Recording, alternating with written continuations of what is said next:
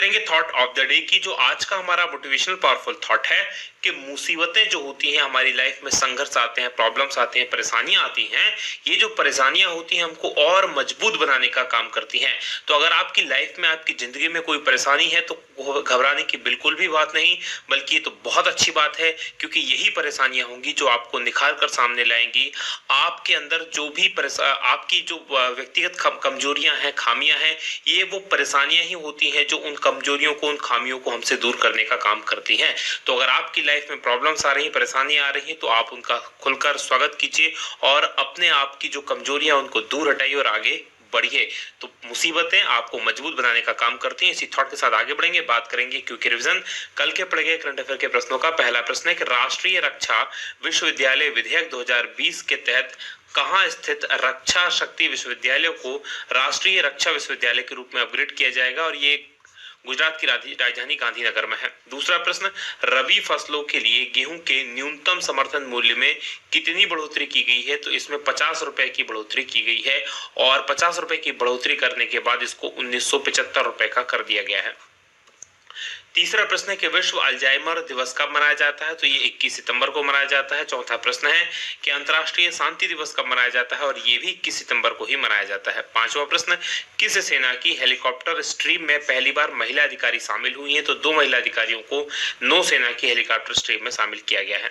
छठवां प्रश्न है कि पूर्व प्रधानमंत्री एच.डी. देवेगौड़ा किस राज्य से राज्यसभा सांसद बने हैं? और ये कर्नाटक से राज्यसभा सांसद बने हैं। सातवां प्रश्न है, राष्ट्रीय तकनीकी अनुसंधान संगठन यानी एनटीआरओ के प्रमुख के रूप में किन्हें नियुक्त किया गया है? ये अनिल धस्माना है।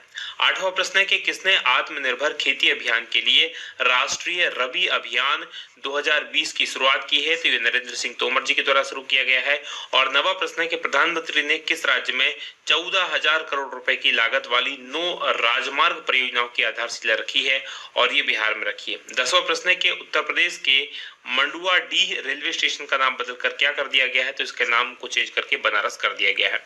ये थे हमारे कल के पढ़े गए करंट अफेयर के प्रश्नों का क्विक रिवीजन। आगे बढ़ेंगे, आज के प्रश्नों की बात करेंगे। और आज के करंट अफेयर का पहला प्रश्न है कि हाल ही में संसद में कौन सा विधेयक पारित किए गए? तो संसद में काफी सारे विधेयक पारित किए गए हैं, और उनमें से है बैंकिंग विनियमन संशोधन विधेयक, कंपनी संशोधन विधेयक, आवश्यक वस्तु संशोधन विधेयक, यानी कि डी ऑप्शन इस प्रश्न का सही उत्तर है, उपरोक्त सभी।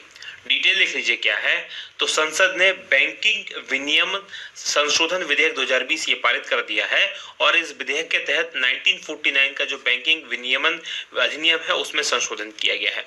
दूसरा, संसद ने कंपनी संशोधन विधेयक 2020 इसको भी पारित कर दिया गया है, और इस विधेयक में कानून के उल्लंघन से जुड़े हुए अपराध और जुर्माने हैं, सजा है, उनको कुछ को हटा दिया गया है, और कुछ अपराधों में जुर्माने की राशि घटाई गई है ताकि बिजनेस करने के लिए लोगों को थोड़ी सी आसानी हो। तीसरा है कि संसद ने आवश्यक वस्तु संशोधन विधेयक 2020 इसको भी पारित कर दिया गया है, और इस विधेयक में केंद्र सरकार को केवल युद्ध और अकाल जैसी अगर कोई असाधारण परिस्थिति है तो ऐसे में ही खाद्य वस्तुओं की आपूर्ति को विनियमित करने की अनुमति दी गई है, यानी कि उसमें ही सरकार नियम बना पाएगी कि कौन सी वस्तु का भंडारण किया जाना चाहिए, किसका नहीं किया जाना चाहिए। इसके अलावा संसद ने विदेशी अंशदान नियमन संशोधन विधेयक 2020 इसको भी मंजूरी दे दी है, और इस विधेयक में विदेशी अंशदान यानी विदेशों से जो चंदा प्राप्त होता है उसको रेगुलेट करने का काम इसके तहत किया गया है, ताकि देश हित में इसका यूज किया जा सके। देश को तोड़ने के लिए, देश की ऐसी कोई गतिविधियों को जिससे देश की अखंडता या एकता को खतरा पहुंचता है, तो इस प्रकार की गतिविधियां उस फंड से ना की जाए, तो उसको रेगुलेट करने के लिए किया गया है। और इससे देश में व्यक्तियों, संगठनों, गैर सरकारी संगठनों और कंपनियों द्वारा विदेशी अंशदान की स्वीकृति और उपयोग को नियमित करने के बारे में ये विधेयक है। तो ये आपको याद रखना है। तो इतने सारे विधेयक संसद के द्वारा पारित किए गए हैं। अब संसद क्या है? संसद एक्चुअल में लोकसभा, राज्यसभा और राष्ट्रपति इन 3 से मिलकर बनती है, लेकिन यहाँ पर जो संसद का यूज किया है मैंने यहाँ पर केवल लोकसभा और राज्यसभा की मैं बात कर रहा हूँ। ये सब के सब विधेयक अभी राष्ट्रपति के पास जाएंगे। राष्ट्रपति के पास जब इन पे अनुमति मिल जाएगी तो ये कानून के रूप में काम करने लगेंगे, और चूंकि स्वाभाविक अनुमति मिलना बहुत आसान है, राष्ट्रपति भारत में तो बहुत हद तक रबर स्टैंप की तरह इस प्रकार की चीजों में काम करते हैं। और अनुच्छेद भारत का जो 79 अनुच्छेद है वो संसद की व्याख्या करता है भारत के संविधान में। बात करेंगे दूसरे प्रश्न की कि विश्व गेंडा दिवस कब मनाया जाता है। तो विश्व गेंडा दिवस जो मनाया जाता है वो मनाया जाता है 22 सितंबर को, यानी कि सी ऑप्शन प्रश्न का सही उत्तर है। डिटेल देख लीजिए क्या है। तो जो 22 सितंबर है उसको विश्व गेंडा दिवस, वर्ल्ड राइनो डे के रूप में मनाया जाता है। और भारत के अंदर बात करें तो एक सींग वाला जो गेंडा है उसकी संख्या सबसे अधिक है, करीब 3000 से ज्यादा भारत में गेंडे हैं। एक सींग वाले गेंडे भारत में दुनिया में सबसे अधिक यहीं पर है। और पर्यावरण मंत्रालय ने इसी दिन यानी आज ही भारत के एक सींग वाले गेंडों के संरक्षण के लिए राष्ट्रीय संरक्षण रणनीति की शुरुआत की है। और इसके अलावा भारत ने एक सींग वाले गेंडों के संरक्षण के लिए पिछले वर्ष भी राष्ट्रीय संरक्षण रणनीति की शुरुआत की थी और इस बार इसको फिर से उसको रिन्यू किया गया है। एक सींग वाले गेंडे की अगर हम बात करें तो ये 20वीं सदी में लगभग शुरुआत में ही लुप्त प्राय हो गए थे और इनकी संख्या मात्र 200 से कम घटकर रह गई थी। अब वर्तमान में इनकी संख्या 3000 है और एशिया का पहला ऐसा जानवर है जिसको जो रेड लिस्ट है IUCN की उसमें पहले लुप्त प्राय से असुरक्षित में बदला गया है, यानी कि इसने अब इसकी संख्या बढ़ी है तो इसकी की जो अवस्था है उसको चेंज किया गया है सूची के अंदर लुप्त प्राय से असुरक्षित के रूप में, यानी कि इसको अपग्रेड किया गया है। अब बढ़ेंगे आगे, बात तीसरे प्रश्न की होगी कि हाल ही में भारत और किस देश के बीच पहली कार्गो फेरी सेवा शुरू हुई है। और ये शुरू हुई है भारत और मालदीव के बीच में, यानी कि ए ऑप्शन प्रश्न का सही उत्तर है। डिटेल लिख लीजिए क्या है। तो भारत और मालदीव के बीच में पहली कार्गो फेरी सेवा मतलब इस प्रकार से जहाज के द्वारा, कार्गो क्या मतलब होता है, कार्गो मतलब जो सामान होता है उसको ढोने का, एक तरफ से दूसरी तरफ ले जाने की सेवा संयुक्त रूप से शुरुआत की गई है। भारत और मालदीव दोनों देशों ने मिलकर ये शुरुआत की है। और भारत के जो केंद्रीय जहाजरानी राज्य मंत्री है मनसुख लाल मंडाविया और मालदीव के यातायात और नागरिक उड्डयन मंत्री ने डिजिटल माध्यम से सेवा की शुरुआत की है, तो ये आपको याद रखना है। और इस कार्गो फेरी पोत के जरिए भारत के तूतीकोरिन और कोच्चि बंदरगाह का मालदीव के माले बंदरगाहों के साथ संपर्क स्थापित होगा, तो ये भी आप याद रखेंगे। अब बात मालदीव की करते हैं तो यहाँ की राजधानी माले है, राष्ट्रपति इब्राहिम मोहम्मद सालेह है और मुद्रा यहाँ की मालदीवी रुपया है। चलिए आगे बढ़ने से पहले, मैप में ले जाने से पहले मैं आपको पिछले करंट अफेयर में मालदीव के बारे में हमने क्या पढ़ा था वो बता देता हूँ। ये हमारी एक नई पहल है और इससे आपको बहुत फायदा होगा। याद रखिएगा, इससे इतना ज्यादा फायदा आपको होने वाला है कि जो करंट अफेयर मैं आपको रिवाइज करूंगा वो हमेशा आपको याद हो जाएगा। तो अब आपसे मेरा निवेदन है, क्योंकि आपके लिए हम लगातार मेहनत करें, तो वीडियो को शेयर कीजिए, जितना अधिक से अधिक शेयर कर सकते हैं शेयर करें। और हाँ, इस वीडियो के लिंक को अपनी स्टेटस पे, अपने व्हाट्सएप स्टेटस पे लगाइए और मुझे कमेंट करके बताइए कि कौन कौन मेरे लिए इतना प्रयास करेगा। चलिए 21 सितंबर को मैंने आपको पढ़ाया था कि भारत ने मालदीव सरकार को कोविड-19 महामारी के कारण वहां पर जो आर्थिक संकट है उससे निपटने के लिए वहां की बजट की सहायता के रूप में 25 करोड़ डॉलर की वित्तीय सहायता उपलब्ध कराई है, तो ये आप याद रखेंगे। चलिए अब मैप में मैं आपको कहां ले चलता हूं, मालदीव लिए चलता हूं। तो जैसा कि आप स्क्रीन पर देख पा रहे हैं ये हमारा भारत है और हमारे भारत से अगर आपको मालदीव जाना है तो ये जो आपको छोटा सा द्वीप समूह यहाँ पर दिखाई दे रहा है, एक्चुअल में ये मालदीव है, राइट। यहाँ पर आप देख पा रहे होंगे ये भारत का निचला हिस्सा है, ये कोची, और देखेंगे इस तरफ से तो ये यहाँ पर जो है ये मालदीव है। ये छोटे छोटे द्वीप समूह हैं और मालदीव की राजधानी यहाँ पर आप देख पाएंगे ये माले है, तो ये आप याद रखेंगे। कहां पर है, तो हिंद महासागर में ये स्थित है, इंडियन ओशियन में। आगे बढ़ेंगे, बात करेंगे अगले प्रश्न की। अगला प्रश्न आपके सामने चौथा है कि DRDO ने किस नाम के तेज रफ्तार एक्सपेंडेबल एरियल टारगेट यान का सफल उड़ान परीक्षण किया है। और ये इसका नाम है अभ्यास, यानी कि बी ऑप्शन प्रश्न का सही उत्तर है। अब इसकी डिटेल देख लीजिए क्या है। भारत का जो रक्षा अनुसंधान और विकास संगठन है, यानी कि defence research and development organisation DRDO, इसने अभ्यास नाम के एक तेज रफ्तार एक्सपेंडेबल एरियल टारगेट यान, इस प्रकार का ये यान है, इसका सफल उड़ान परीक्षण किया है। और इसका परीक्षण कहां पर किया गया है, तो उड़ीसा में बालेश्वर का जो अंतरिम परीक्षण केंद्र है वहां पर इसका परीक्षण किया गया। और 2 यानों का इसमें परीक्षण किया गया है। इनका उपयोग जो भारत की मिसाइल प्रणालियां हैं उन मिसाइल प्रणालियों की क्षमताओं के आकलन के रूप में, लक्ष्य के भेदने के रूप में किया जाता है। यानी कि भारत की जो मिसाइलें हैं, मिसाइलों को अब कहां पर हम टेस्ट करेंगे, तो इस प्रकार के यान उड़ाए जाते हैं और इन यानों को उन मिसाइलों के द्वारा लक्ष्य कराया जाता है, टारगेट किया जाता है। और इससे पता चलता है कि हमारी जो मिसाइल प्रणाली है वो कितनी सही तरीके से काम कर रही है। बात डीआरडीओ की करेंगे, यानी कि defence research and development organisation की। इसकी स्थापना 1958 में हुई थी। अध्यक्ष इसके जी सतीश रेड्डी हैं और इसका मोटो है वलक्ष्य मूलम विज्ञानम, यानी कि strengths origin is in science. अब पिछले करंट अफेयर में डीआरडीओ से संबंधित जो खबरें मैंने आपको बताई वो आपको बता देता हूं। 8 सितंबर को मैंने आपको बताया था कि डीआरडीओ ने ओडिशा के डॉक्टर अब्दुल कलाम द्वीप, जिसको पहले व्हीलर द्वीप के नाम से जाना जाता था, उसमें मानव रहित scrum jet hypersonic speed flight का सफल परीक्षण किया है। और ये मानव रहित है, मानव सहित नहीं है। दूसरा, 26 अगस्त को मैंने आपको बताया था कि जो वर्तमान में डीआरडीओ के अध्यक्ष है जी सतीश रेड्डी, उनके कार्यकाल को 2 साल के लिए और बढ़ा दिया गया है। 2018 में इनकी नियुक्ति हुई थी 2020 तक के लिए। अब इनके कार्यकाल को 2020 से बढ़ाकर 2022 तक के लिए कर दिया गया है। तो ये आप याद रखेंगे। आगे बढ़ेंगे, बात 5वें प्रश्न की होगी कि किसको मध्य प्रदेश हाई कोर्ट के कार्यवाहक मुख्य न्यायाधीश के रूप में नियुक्त किया गया है, और ये नियुक्त किए गए हैं संजय यादव, यानी कि सी ऑप्शन प्रश्न का सही उत्तर है। डिटेल लिख लीजिए क्या है। तो मध्य प्रदेश हाई कोर्ट के जो वरिष्ठतम न्यायाधीश हैं संजय यादव, इनको कार्यवाहक मुख्य न्यायाधीश के रूप में नियुक्त किया गया है।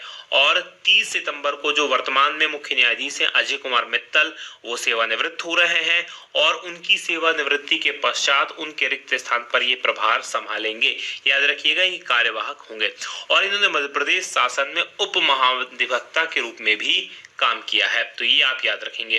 अब बात मध्य प्रदेश के पिछले करंट अफेयर में मैंने आपको बताया उन प्रश्नों की कर लेते हैं। 19 सितंबर को मैंने आपको बताया था कि भारत सरकार ने भविष्य के चैंपियन खिलाड़ी होंगे उनको तैयार करने के लिए जो मध्य प्रदेश की शूटिंग, रोइंग और हॉकी एकेडमी है, इसको खेलो India state centre of excellence बनाया है। दूसरा, 15 सितंबर को मैंने आपको बताया था कि मध्य प्रदेश के मुरैना जिले में केलारस जोरा क्षेत्र में 2000 करोड़ रुपए की लागत से डीआरडीओ की एक अनुसंधान प्रयोगशाला खोली जाएगी। और तीसरा, मैंने आपको बताया था 13 सितंबर को कि मध्य प्रदेश में 1,75,000 आवासों का प्रधानमंत्री नरेंद्र मोदी जी के द्वारा लोकार्पण किया गया, उनको गृह प्रवेश करवाया गया प्रधानमंत्री आवास योजना के तहत। और 12 सितंबर को बताया था कि मध्य प्रदेश में पेंच बाघ अभयारण्य, ऐसा भारत का पहला अभयारण्य बन गया है जहां पर जंगली जानवरों के लिए देश का पहला समर्पित गलियारा बनाया गया है। यहाँ पर जो नेशनल हाईवे गुजरता है उससे गलियारा बनाया गया, अंडरपास बनाया गया है, जहां से जानवर एक तरफ से दूसरी तरफ जंगल में जा सकते हैं बिना किसी हादसे के। और 30 अगस्त को मैंने आपको बताया था कि मध्य प्रदेश के सतुंद्र लोहिया तेंजिंग नोरगे अवार्ड पाने वाले देश के पहले दिव्यांग खिलाड़ी बन गए हैं। आगे बढ़ेंगे, बात मध्य प्रदेश की होगी तो मैप में देख लीजिए, यहाँ पर ये मध्य प्रदेश है। इसकी जो गठन हुआ था 1 नवंबर 1956 को हुआ था। राजधानी भोपाल है। मुख्यमंत्री शिवराज सिंह चौहान है। राज्यपाल आनंदीबेन पटेल हैं। लोकसभा की यहाँ पर 29 सीटें हैं, राज्यसभा की 11 सीटें हैं, विधानसभा की 230 सीटें हैं। अब प्रमुख राष्ट्रीय उद्यानों की बात करें तो कान्हा किसली नेशनल पार्क है, बांधवगढ़, पन्ना, पेंच, संजय, सतपुड़ा, इसके अलावा वन विहार नेशनल पार्क यहाँ पर है, और भी नेशनल पार्क यहाँ पर है। भारत के सबसे ज्यादा नेशनल पार्क किसी देश प्रदेश में है तो वो यहीं पर मध्य प्रदेश में है, ये आप याद रखेंगे। और प्रमुख बांधों की बात करें तो इंदिरा सागर बांध है जो कि नर्मदा नदी पर है, और गांधी सागर बांध है जो कि चंबल नदी पर है। आगे बढ़ेंगे, 6वें प्रश्न की बात करेंगे कि किस राज्य में किसानों को 10,000 रुपए सम्मान निधि प्रदान की जाएगी, और ये प्रदान भी मध्य प्रदेश में ही की जाएगी। मध्य प्रदेश के मुख्यमंत्री ने इस प्रकार की घोषणा की है, यानी कि ए ऑप्शन प्रश्न का सही उत्तर है। डिटेल लिख लीजिए क्या है। तो मध्य प्रदेश के मुख्यमंत्री हैं शिवराज सिंह चौहान, और इन्होंने घोषणा की है कि मध्य प्रदेश में किसानों को अब सालाना 10,000 रुपए किसान सम्मान निधि मिलेगी। और प्रधानमंत्री किसान सम्मान निधि में अब 3 किस्तों में सालाना 6,000 रुपए मिलते थे, जो भारत सरकार की तरफ से आते थे। 2-2 हजार रुपए की 3 किस्तें मिलती थी। अब इसमें मध्य प्रदेश सरकार क्या करेगी, अपनी तरफ से 4,000 रुपए और जोड़ेगी। तो इस प्रकार से अब ये 6,000 प्लस 4,000 रुपए और इसमें जुड़ जाएंगे तो ये 10,000 रुपए हो जाएंगे। तो ये आपको याद रखना है, 10,000 रुपए की राशि दी जाएगी। बात करेंगे 7वें प्रश्न की कि माउंट एवरेस्ट पर बिना ऑक्सीजन 10 बार चढ़ने वाले पहले व्यक्ति आंग रीता शेरपा का निधन हो गया है। ये किस देश के थे, तो आंग रीता शेरपा जो थे वो नेपाल के थे, यानी कि बी ऑप्शन प्रश्न का सही उत्तर है। डिटेल लिख लीजिए क्या है। तो माउंट एवरेस्ट पर बिना ऑक्सीजन करीब 10 बार चढ़ने वाले नेपाल के आंग रीता शेरपा, इनका निधन हो गया और इन्होंने अपनी चढ़ाई के कौशल के लिए इनको स्नो लियोपर्ड के नाम से जाना जाता है, तो ये आप याद रखेंगे, इस नाम से इनको जाना जाता था। बिना ऑक्सीजन का यूज किए हुए जो माउंट एवरेस्ट है, दुनिया की सबसे ऊंची चोटी है, करीब 8,848 मीटर ये चोटी ऊंची है। तो अपने सबसे सफल आरोही के लिए प्रतिष्ठित जो Guinness book of world records से इनको प्रमाणित भी किया गया था कि बिना ऑक्सीजन के ये वहां पर चढ़े हैं। बात नेपाल की करते हैं। यहाँ की राजधानी काठमांडू है और प्रधानमंत्री केपी शर्मा ओली है। राष्ट्रपति यहाँ के विद्यादेवी भंडारी और मुद्रा यहाँ की नेपाली रुपया है। चलिए मैप में मैं आपको अब नेपाल लिए चलता हूँ। तो जैसा कि आप स्क्रीन पर देख पा रहे हैं, हमारा भारत और हमारे भारत से अगर आपको नेपाल जाना है तो नेपाल भारत के तीनों तरफ से घिरा हुआ है। यहाँ पर आप देखेंगे ये जो येलो कलर का देश आपको दिखाई दे रहा है, यही नेपाल है। तीन तरफ से भारत से नेपाल की सीमा लगी हुई है और ऊपर इसकी सीमा चाइना के साथ में लगी है। यहाँ पर ये माउंट एवरेस्ट यहाँ पर आप देख पा रहे होंगे, तो ये माउंट एवरेस्ट है। नेपाल में इसको सागर माथा के नाम से जाना जाता है और ये इसकी राजधानी है काठमांडू। आगे बढ़ेंगे, बात करेंगे अगले प्रश्न की। अगला प्रश्न आपके सामने 8वां है कि 72वां एमी अवार्ड 2020 में सर्वश्रेष्ठ ड्रामा सीरीज का खिताब किसे दिया गया है, और ये दिया गया है सक्सेशन को, यानी कि ए ऑप्शन प्रश्न का सही उत्तर है। अब इसकी डिटेल देख लीजिए और ये एमी अवार्ड होते क्या है ये समझ लीजिए। तो 72वें एमी अवार्ड्स पुरस्कारों की घोषणा हुई और लॉस एंजलिस जो कि कैलिफोर्निया अमेरिका में है, और ये 21 सितंबर को इनको प्रदान किया गया। एमी पुरस्कार ये टेलीविजन मनोरंजन के क्षेत्र में दिया जाने वाला पुरस्कार है, और जैसे फिल्म के क्षेत्र में एकेडमी अवार्ड दिया जाता है जिसको हम ऑस्कर के नाम से जानते हैं, तो ये समझ लीजिए कि ये अमेरिका में टीवी का ऑस्कर है। जैसे फिल्मों का ऑस्कर होता है उसी प्रकार से टीवी का ऑस्कर है। और इसमें सर्वश्रेष्ठ ड्रामा सीरीज का जो पुरस्कार दिया गया वो सक्सेशन को दिया गया। सर्वश्रेष्ठ लिमिटेड सीरीज का जो पुरस्कार दिया गया वो वॉचमैन को दिया गया। सर्वश्रेष्ठ कॉमेडी सीरीज का पुरस्कार जो दिया गया स्चिट क्रीक को दिया गया। और सर्वश्रेष्ठ अभिनेता ड्रामा सीरीज में जेरी स्ट्रॉन्ग को ये पुरस्कार दिया गया और ये सक्सेशन के अभिनेता हैं। जबकि सर्वश्रेष्ठ अभिनेत्री ड्रामा सीरीज में जेंडाया को दिया गया और ये यूरोपिया की अभिनेत्री हैं। सर्वश्रेष्ठ अभिनेता कॉमेडी सीरीज में यूजेन लेवी को दिया गया, ये स्टिच क्रीक के में अभिनेता हैं। और सर्वश्रेष्ठ अभिनेत्री कॉमेडी सीरीज में कैथरीन ओहारा को दिया गया और ये भी स्टिच क्रीक की ही प्रमुख अभिनेत्री हैं। आगे बढ़ेंगे, बात 90वें प्रश्न की होगी कि हाल ही में प्रधानमंत्री नरेंद्र मोदी ने चिकित्सा शिक्षा के लिए कौन सा पुरस्कार जीता है, और इस पुरस्कार का नाम है आईजी नोबेल पुरस्कार, यानी कि सी ऑप्शन प्रश्न का सही उत्तर है। डिटेल लिख लीजिए क्या है। तो प्रधानमंत्री नरेंद्र मोदी जी को चिकित्सा के क्षेत्र में वर्ष 2020 के आईजी नोबेल पुरस्कार के लिए चुना गया है, और संस्था के मुताबिक जिन्होंने इनको पुरस्कार दिया है कि कोविड-19 महामारी के जरिए दुनिया को सीख देने की वैज्ञानिकों के अलावा राजनेता भी लोगों के जीवन को बचाने में अहम भूमिका निभा सकते हैं। इस कैटेगरी के लिए इनको सम्मानित किया गया है। इनके अलावा और भी बहुत सारे नेताओं को, जैसे कि यूएस के जो प्रमुख हैं राष्ट्रपति जी, उनको दिया गया है, ट्रंप साहब, अमेरिका के जो प्रमुख है ट्रंप साहब, उसके अलावा ब्राजील के, कनाडा के, अलग अलग देशों के लगभग जो भी प्रमुख देश हैं सबके प्रधानमंत्रियों को या राष्ट्रपतियों को ये पुरस्कार दिया गया है, जिसमें भारत के राष्ट्रपति प्रधानमंत्री भी शामिल हैं।